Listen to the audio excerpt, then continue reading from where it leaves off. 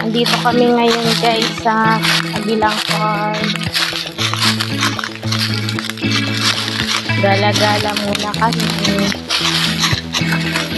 Naghahanap kami guys ng kahoy na pwedeng panggatong at ng gulayin. Hindi maulam. Ang lawak dito guys. Ayan guys, nakakuha na ako ng puso ng saging. Gagawin kinilaw. Listen to good old days, remembering to forget all the bad ones. I Lawak dito guys.